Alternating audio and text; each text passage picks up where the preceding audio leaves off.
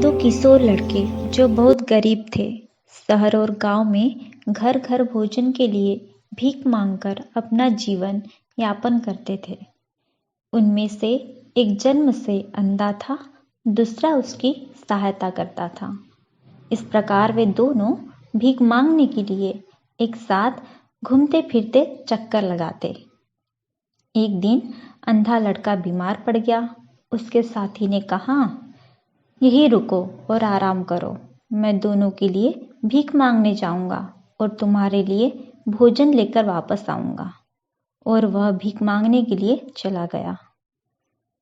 उस दिन ऐसा हुआ कि उस लड़के को भीख में बहुत स्वादिष्ट खीर मिली। उसने खीर पहले कभी नहीं खाई थी। उसे खीर खाने में बड़ा मजा आया, लेकिन दुर्भाग्य से उसके पास कोई पात्र नहीं था जिसमें वह अपने मित्र के लिए तरल खीर ला पाता। इसलिए वह सारी खीर खा गया। जब वह अपने साथी के पास वापस पहुंचा, उसने कहा, मुझे बहुत अफसोस है, आज मुझे एक अद्भुत स्वादिष्ट भोजन दूध से बनी खीर मिली, लेकिन मैं उसे तुम्हारे लिए नहीं ला सका।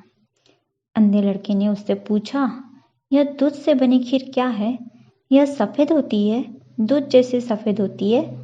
जन्म से अंधा होने के कारण वह यह समझ न सका कि सफ़ेद क्या होता है। तो उसके मित्र ने कहा, तुम्हें नहीं पता सफ़ेद क्या होता है? तो उसने कहा, अंधे लड़के ने, नहीं, मुझे नहीं पता। तो उसके मित्र ने कहा, यह काला का उल्टा होता है। अब अंधे लड़के ने कहा, पर काला क्या होता है? वह ये भी नहीं जानता था कि काला क्या होता है। तो उसके मित्र ने कहा, ओ, सफ़ेद को समझने की कोशिश करो। परंतु वह अंधा लड़का कुछ नहीं समझ सका। इसलिए उसके मित्र ने अपने चारों ओर देखा और एक सफ़ेद बगुला देखकर उस पक्षी को पकड़ लाया और उस अंधे लड़के के पास लाकर उससे कहा, सफ़ेद इस पक्षी की तरह होता है। आँख न होने के कारण अंधा लड़का पक्षी के पास जाकर उसे अपनी अंगुलियों से छूने लगा। ओ, अब मैं समझा कि सफ़ेद क्या होता है, यह मुलायम होता है। उसके मित्र ने कहा, नहीं, बिल्कुल नहीं, सफ़ेद का मुलायम से कोई लेना देना नहीं है। सफ़ेद सफ़ेद है, इसे समझने की कोशिश करो।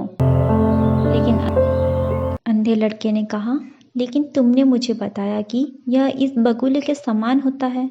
मैंने बगुले को देखा, जांचा, यह मुलायम है, इसलिए दूध की खीर मुलायम है। सफ़ेद माने मुलायम है।